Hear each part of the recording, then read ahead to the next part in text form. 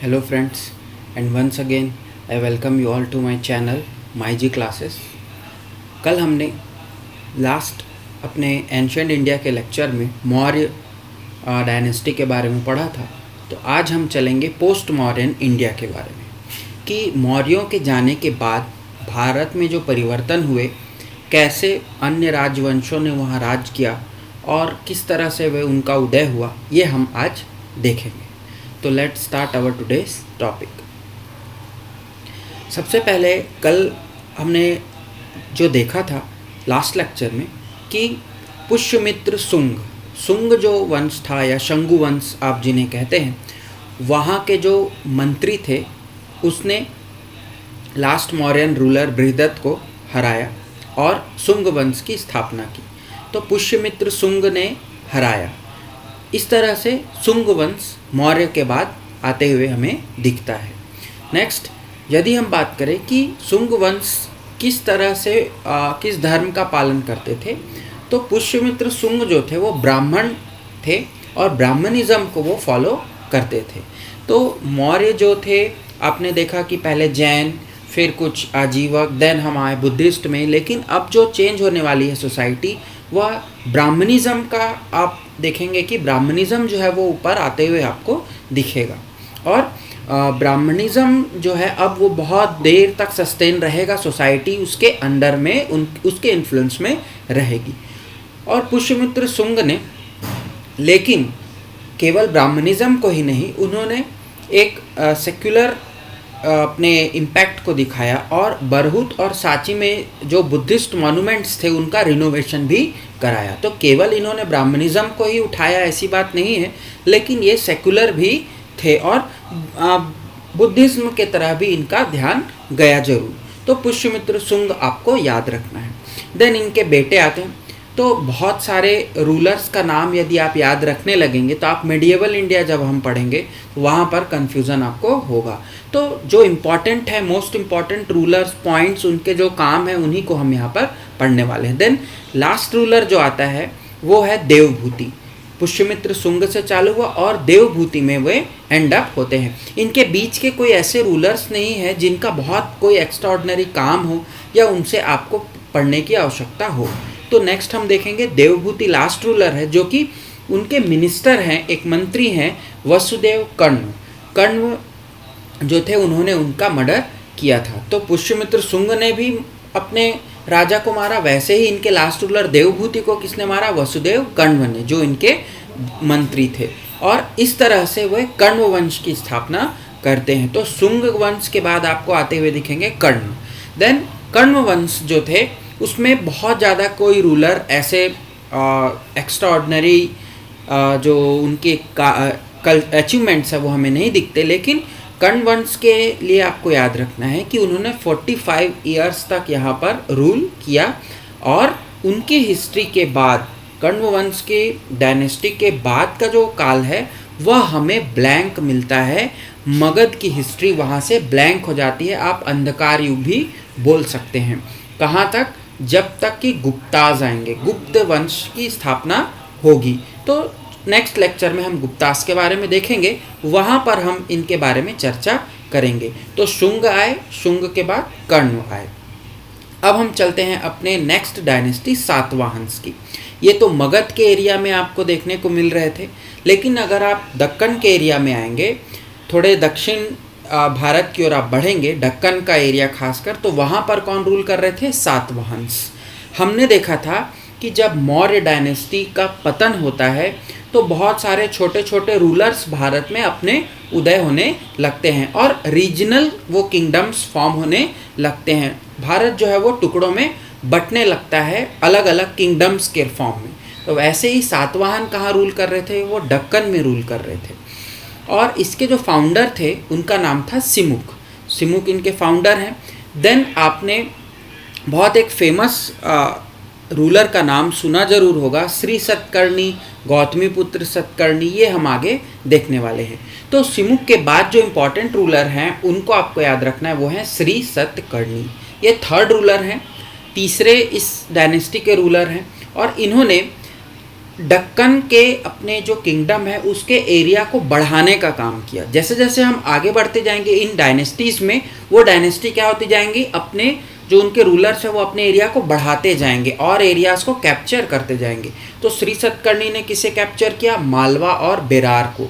मालवा आपको अभी जो मध्य प्रदेश के एरिया और कुछ गुजरात के एरिया आपको दिखता होगा, और बेरार जो कि दक्षिण का एरिया है, दक्कन, बरार, बीदर, ये आपको आगे देखने को मिलेगा। तो श्री सतकर्णी ने उन दोनों एरिया को और किंगडम में मिलाया। देन 17th रूलर जो इसके आते हैं वो है हाल।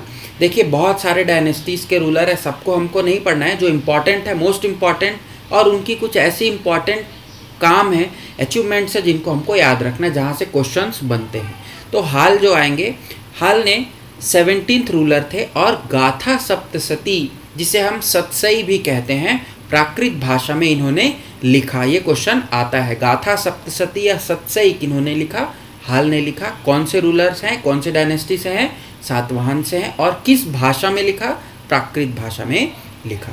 प्राकृत भाषा में लिखने का कारण क्योंकि वो लोगों की भाषा थी, आम लोगों के द्वारा बोली जाती थी। देन चलते हैं गौतमी पुत्र सतकर्णी।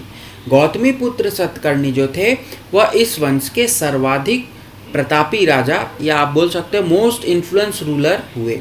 सातवाहन्स की जो डायनेस्टी के जो नाम है आप देखेंगे कि श्री सतकर्णी, गौतमी पुत्र सतकर्णी, देन आप वशिष्ठ पुत्र पुलामयी, ये सब नाम देखेंगे तो आपको यहाँ एक और चीज़ गौर करने को मिल रहा होगा।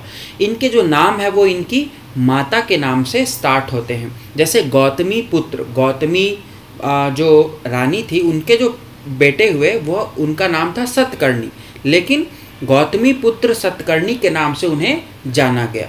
तो आप देखेंगे कि पिता का नाम जुड़ता था, लेकिन अब यहाँ माता का नाम जुड़ते हुए दिखेगा। तो यहाँ पर आप इससे समझ सकते हैं कि सोसाइटी में वुमेन्स का इम्पोर्टेंस भी उतना ही था। देन गौतमीपुत्र सतकर्णी की जो जानकारी हमें मिलती है वो मिलती है नासिक इंस्क्रिप्शन से। जो नासिक इंस्क्रिप्शन किनका था, तो इनकी माता का ही था, गौतमी का ही था। देन इन्होंने क्या किया, तो इन्होंने पूरे दक्कन में अपनी राज्य स्थापित किया, अपने राज्य को पूरे दक्कन में फैला दिया। दक्कन के जितने एरिया थे उनको अपने अंडर में कर लिया। और अगेन ब्राह्मणिज्म को ये बढ़ावा देते हैं, ब्राह्मणिज्म के सपोर्टर हैं, और बुद्धिस्ट को भी इन्होंने डोनेशन दिया। अगेन सेकुलर थे ये, बुद्धिस्ट के भी डोनेशंस इन्होंने समय समय पर दिए। तो केवल ब्राह्मणिज्म नहीं, बुद्धिस्ट को भी इन्होंने पैट्रोनाइज किया। देन वशिष्ठ पुत्र पुलामयी, वशिष्ठ पुत्र पुलामयी जो थे उनका जो एक्सटेंशन हुआ वो कृष्णा रिवर तक वो अपने राज्य को ले गए। दक्कन के बाद और आगे बढ़ा देते हैं, फर्दर साउथ जाते हैं और कृष्णा रिवर तक ये अपने ये अपने जो एक्सटेंशन है उनको लेकर के गए, अपने जो टेरिटोरियल एक्सटेंशन है उसको। देन इन्होंने कॉइन्स इशू करी। ये क्वेश्चन आया हुआ था कि कॉइन्स इशू करी जिसमें शिप के इमेज बने थे। शिप मतलब आप समझ सकते हैं कि उसमें कोई नाव का या कुछ ऐसी आकृति बनी हो जिससे वो शिप की तरह वो रहती। तो शिप के इमेज को इन्होंने कॉइन्स में चलाए। तो ये क्वेश्चन एक बार पूछा गया है एग्जाम्स में, तो आपको याद रखना है। वशिष्ठ पुत्र पुलामयी। और इनके जो लास्ट रूलर थे सातवाहन के वो थे यज्ञश्री सतकर्णी, यज्ञश्री सतकर्णी। तो ये 4 रूलर्स इन डायनेस्टीज़ के आपको याद रखना है। तो सबसे पहले कौन है, संगु, देन कर्ण, देन सातवाहन। सातवाहन जो थे वो इनके कंटेम्प्रेरी थे, वो दक्कन में राज्य कर रहे थे। अब हम चलते हैं इनके इकोनॉमिक कंट्रीब्यूशंस की तरफ। तो इकोनॉमिकली इन्होंने क्या किया, इन्होंने सिल्वर के कॉइन्स चलाए जिन्हें क्रशपनास कहते हैं। क्रशपनास ये कॉइन्स हैं। देन जैसा आपने देखा कि पुलामयी जो थे वह कॉइन्स में क्या बनाए थे, शिप्स। तो इससे पता चलता है कि इनके ओवरसीज़ कमर्शियल एक्टिविटीज़ भी एक्टिव थे, मतलब ये दूसरे देशों से शिप के द्वारा व्यापार करने भी जाते थे। और पोर्ट्स इनके इम्पॉर्टेंट है। वेस्टर्न जो पोर्ट था जो कि आपके अरब सागर में जो ये यूज़ करते थे अरबियन सी में, वो था कल्याणी। और ईस्टर्न जो पोर्ट था पूर्वी तट पर जो यूज़ करते थे वो था गंडकेसरा और गंजम पोर्ट, जिसमें Ganjam port is very important, Ganjam port is very important port. तो ये 2 पोर्ट्स के नाम भी आपको याद रखने हैं।